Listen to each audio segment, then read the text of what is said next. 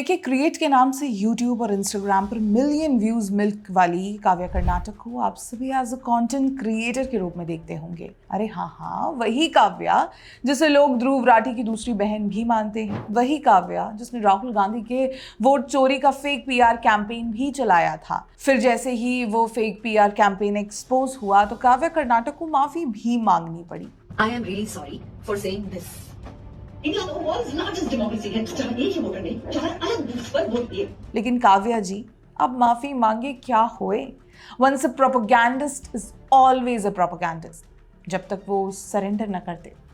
अब तो हम सभी अच्छी तरह वाकिफ हो गए हैं कि काव्या कर्नाटक एक आम यूट्यूबर नहीं बल्कि अर्बन नक्सल प्रोपेगेंडा वाली कंटेंट क्रिएटर हैं, जो फिलहाल सरेंडर करने वाली मानसिकता में नजर नहीं आती।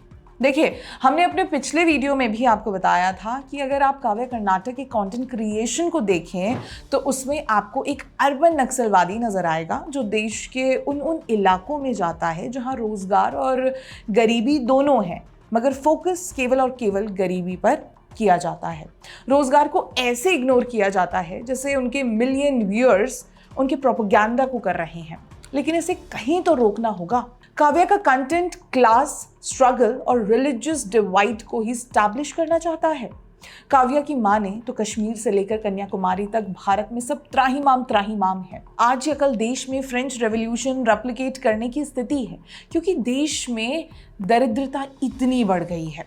लेकिन एलिज्ड यूट्यूबर काव्या है तो एक अर्बन नक्सल प्रोपेगेंडिस्ट, और नक्सल यानी अपराधी की एक खास बात होती है, वो सबूत जरूर छोड़ जाता है।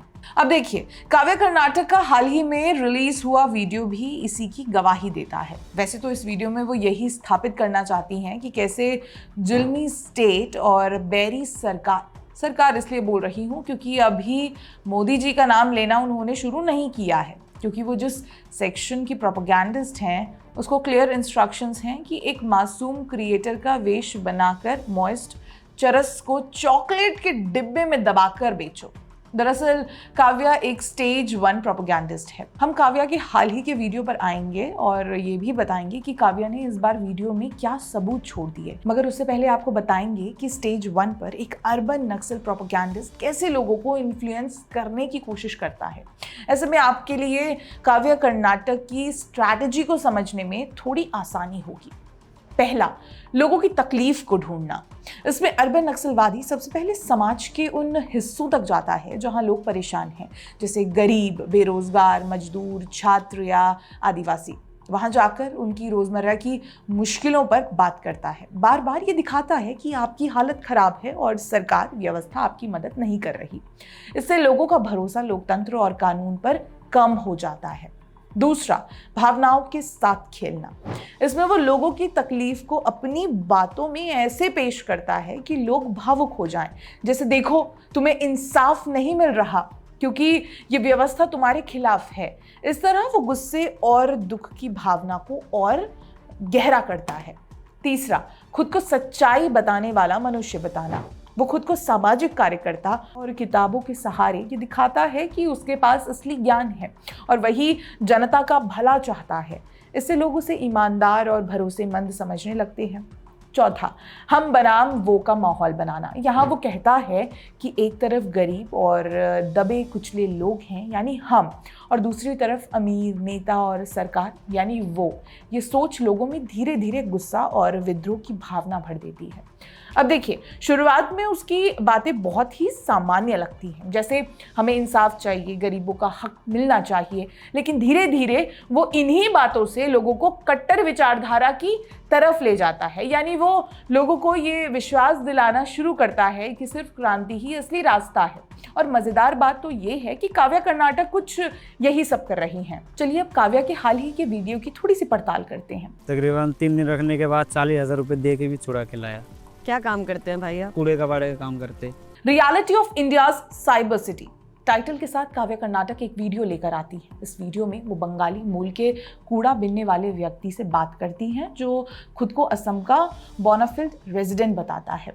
कॉपीराइट इशू की वजह से हम वो वीडियो तो नहीं चला सकते, मगर आपको बता जरूर सकते हैं। इसमें कूड़ा बिनने वाला बंगाली मूल का निवासी बताता है कि गुरुग्राम पुलिस ने उसे और उसके 15 अन्य साथियों को थाने ले जाकर बांग्लादेशी होने का जुर्म कबूल करने के लिए मजबूर किया, थाने में पीटा भी। यहाँ तक तो ये पुलिस की ज्यादती का मामला लगता है और कोई भी इस कहानी में विश्वास कर लेगा।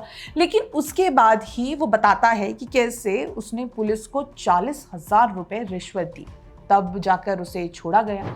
यही सुनकर मेरा सर चकरा गया कि ये कूड़ा बिनने वाला इतनी जल्दी 40,000 रुपए नगद रिश्वत के तौर पर कैसे दे सकता है? उसके पास इतनी बचत कैसे है?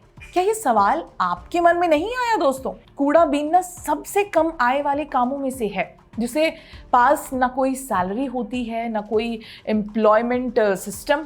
ऐसे व्यक्ति के पास जमानत के हजारों कैसे हो सकते हैं?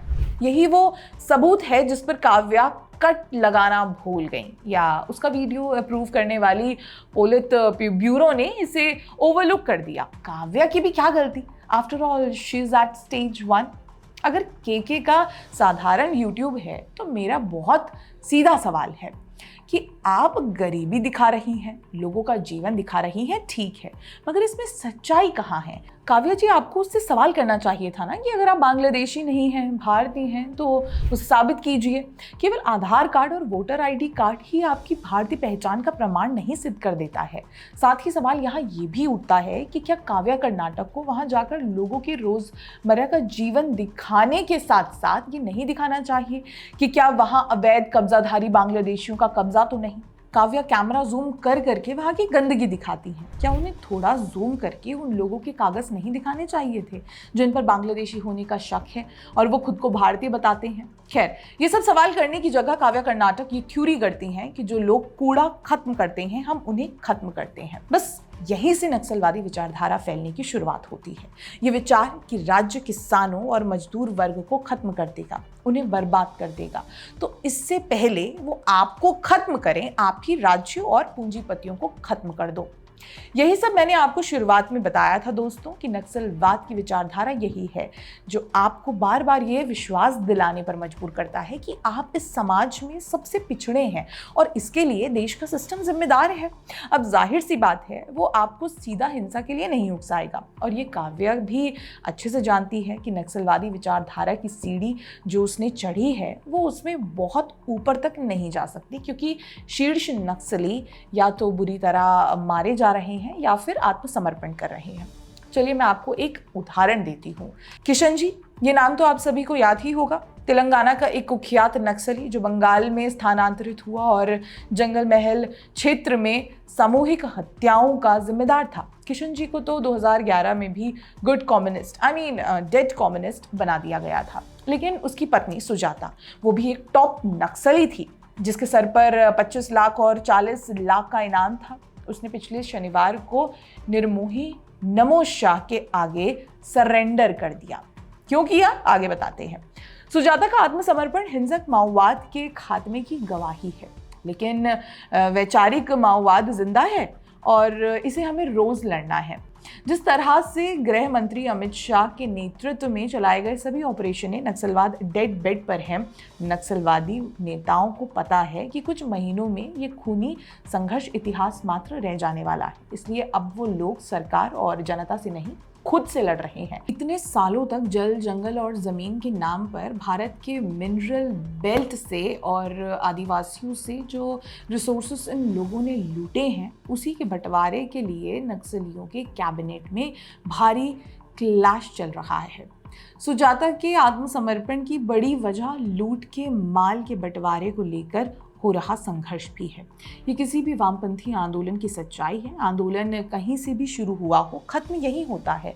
लेकिन जो नक्सल बड़े बड़े संस्थानों में बैठे हैं, जो नक्सल कम्युनिस्ट देशों की गोद में बैठे हैं, वो समझ रहे हैं कि हिंसा से अब काम नहीं बनेगा। हिंसा से अब ये क्रांति नहीं सुलगेगी, क्योंकि हिंसा तो लूट के माल के बंटवारे में खत्म होगी। इसलिए वापस बैकफुट पर जाते हुए ये लोग ब्रेन वॉशिंग वाले प्रोसेस पर आते नजर आ रहे हैं, जहां काव्य कर्नाटक जैसे लोग उन लोगों के लिए प्रचारक हैं जो अंततः लड़ेंगे, जंगल में नहीं इंटरनेट पर। क्रांति बंदूक की नोक वाली बंद हो रही है, माइक, कैमरा और स्क्रीन वाली जारी है। कैसे? यहाँ मैं आपको एक और अर्बन नक्सल का उदाहरण देती हूँ। ये है मेड्यूसा, जो एक खूनी क्रांति को रोमांटिसाइज करती नजर आ रही है। वो कहती हैं कि हिंसा होकर रहेगी, जैसी एक नक्सली की विचारधारा होती है। I have never shied away from the fact that I like a good revolution. Okay.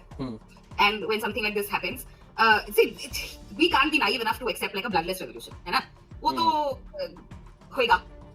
Violence, because see the thing is, this is something which I read today only, and this is also in the context of the Charlie Kirk assassination, because that's what this one person whom I follow, she's a neuroscientist. I love her work. तो उसमें she was like कि when you have created a system, or when you are part of the, or you have contributed towards creating a system where the methods of retribution and justice have been reduced to extremely inaccessible, have been deliberately made inaccessible. See, methods of retribution and justice, दोनों चीजें have been made inaccessible. For example, a compromised judiciary or a corrupt judiciary, which was also the case in Nepal. But then judiciary was very good in Nepal. Judiciary was the only thing which had kept the people's. One of their future contenders is a Supreme Court judge, no? Honorable Sushila something. Sushila Kumari or something. Chat will tell us the name. Yeah. I know her first name Sushila because she also our friend's name. तो जब आपके पास वो नहीं बचता है, तो you cannot be. It is very easy to condemn violence. It is very easy to say कि नहीं, it's very wrong, it's गलत. But we have to look at the whole picture when we are looking at certain things. And ये नक्सलवादी कभी भी system को समझने में विश्वास नहीं रखते। ये आपको हमेशा हिंसक रास्तों पर जाने के लिए मजबूर करेंगे। मेड्यूसा आपको बहुत ही बोल्डली एक खूनी क्रांति को जस्टिफाई करती नजर आ रही है, लेकिन काव्य कर्नाटक जैसे नक्सलवादी इतना बोल्डली कभी नहीं बढ़ेंगे। वो केवल अपनी विचारधारा से आपको भड़काएंगे ताकि आप नक्सलवादी भाषा बोलें, लेकिन दोनों का एंड गेम वही है दोस्तों। देखिए, काव्य कर्नाटक पर हमें स्पेशली इसलिए ही बात कर रहे हैं क्योंकि कुछ समय पहले प्रोपेगेंडा मार्केट में एंट्री लेने वाली काव्या धीरे धीरे अपनी पकड़ बनाती जा रही है। काव्य कर्नाटक के यूट्यूब वीडियोस को देखें तो यही सब नजर आता है कि एक तरफा तस्वीर जो केवल आधा अधूरा सच है, जिसे मिलियंस में लोग कंज्यूम भी कर रहे हैं, लेकिन एक उभरते देश में ऐसी विचारधारा का भी आगे बढ़ता रहना ये चिंताजनक नहीं है। इस पर आपकी क्या राय है, हमें कमेंट करके जरूर बताइएगा। बहुत बहुत धन्यवाद।